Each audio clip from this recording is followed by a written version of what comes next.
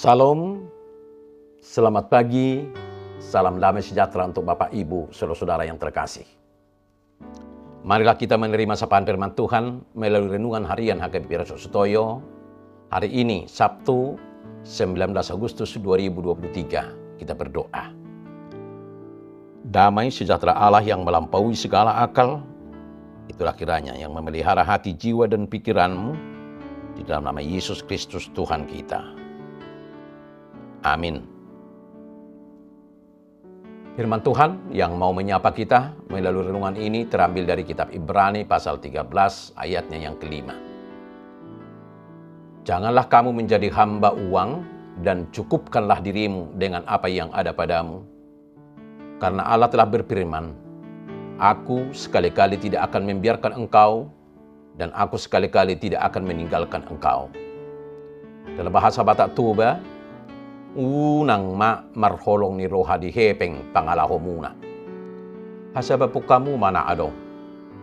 Iba na sa diri do madok, sadok naso tadi konok kudoho. Sadok naso pasobuok kudoho. Bapak, Ibu, saudara-saudara yang terkasih dalam nama Tuhan Yesus. Bila kita merenungkan kehidupan kita, bukankah kita tidak pernah kekurangan apa yang baik yang Tuhan sediakan bagi kita? Apapun keadaan kita, Tuhan adalah Allah yang menyertai kita senantiasa. Renungan kita hari ini akan berbicara tentang uang.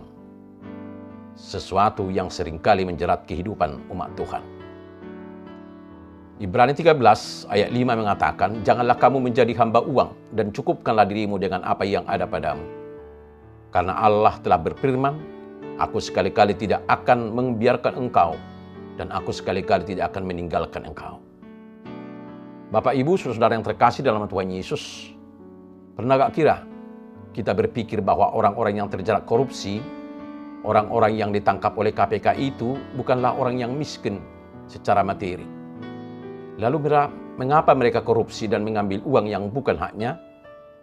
Jawabannya jelas, karena sebenarnya mereka adalah hamba uang dan cinta uang. Mereka adalah orang-orang yang tidak pernah mencukupkan dirinya dengan apa yang ada.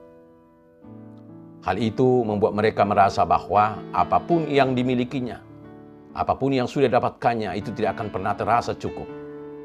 Bahkan sekalipun yang dimilikinya sudah lebih dari kebanyakan orang yang lain, mereka ingin mempunyai lebih banyak lagi uang dengan cara apapun, termasuk korupsi. Bapak, Ibu, saudara-saudara yang terkasih dalam Tuhan Yesus, melalui renungan hari ini kita mau belajar bahwa uang bukanlah tuan yang baik. Kita seharusnya memperlakukan uang sebagai alat tukar, sarana untuk memenuhi kebutuhan, tidak lebih dari itu. Kita harus memiliki sikap hati yang baik. Jangan memperlakukan uang lebih dari alat tukar. Jangan biarkan uang itu mengatur hidup kita.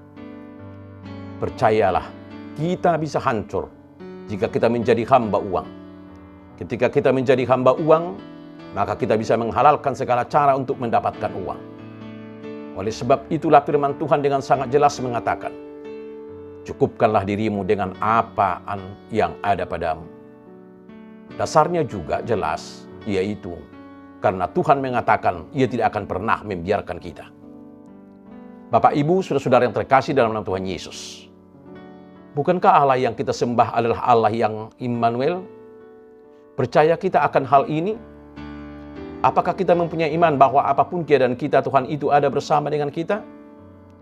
Tuhan tak sekalipun meninggalkan kita. Lalu mengapa kita menghambakan diri pada uang dan mencintai uang lebih dari Tuhan? Ingat bahwa akar segala kejahatan adalah cinta akan uang. 1 Timotius 6 ayat 10, karena akar segala kejahatan ialah cinta uang. Sebab oleh memburu uanglah beberapa orang telah menyimpang dari iman dan menyiksa dirinya dengan berbagai duka. Bapak, Ibu, saudara-saudara yang terkasih dalam nama Tuhan Yesus, uang bukan untuk dicintai, tetapi Tuhanlah yang harus kita cintai dengan segenap hati. Bahkan kita perlu belajar untuk mencintai Tuhan dengan uang yang kita miliki. Bukan karena Tuhan berkekurangan atau membutuhkan uang, namun untuk belajar agar kita tidak cinta uang, tetapi cinta Tuhan. Pergunakanlah uang itu sebagai sarana untuk mempersembahkan yang terbaik bagi Tuhan. Sebab memang Tuhan tidak memerlukan uang. Namun pekerjaan Tuhan di dunia ini atau pelayanan itu memerlukan uang atau dana. Tuhan Yesus sendiri memiliki uang kas untuk menopang pelayanannya. Kas yang dipegang Yudas, yang kemudian jatuh dalam dosa juga karena cinta uang. Uang hanyalah sarana dan bukan tempat untuk menggantungkan hidup kita. Uang bukan tempat untuk mempercayakan diri kita. Sebab firman Tuhan sendiri mengingatkan bahwa orang yang mempercayakan diri kepada uang atau kekayaan akan jatuh. Amsal 11 ayat 28 mengatakan, siapa mempercayakan diri kepada kekayaannya akan jatuh, tetapi orang benar akan tumbuh seperti daun muda. Mari sama-sama kita renungkan, di mana dan kepada siapa kita hari ini mempercayakan hidup kita? Di mana kita menggantungkan iman kita? Masihkah kita memiliki iman kepada Tuhan bahwa Dia sanggup memelihara hidup kita? Amin. Kita berdoa. Ya Tuhan, mampukanlah kami mengatakan cukup untuk apa yang sudah kami miliki, sehingga kami senantiasa bersyukur untuk setiap berkat yang sudah Engkau berikan dalam kehidupan kami. Tuhan, lepaskanlah kami dari jeratan berbagai keinginan mata ini, juga oleh roh konsumerisme yang selalu menguasai hati dan pikiran kami. Kami tidak mau menjadi hamba uang. Sebab itu ajari kami hidup sesuai dengan penghasilan kami yang ada. Tuntun kami Tuhan untuk mempercayakan hidup kami dalam pemeliharaan Tuhan. Amin. Salam, salam sehat.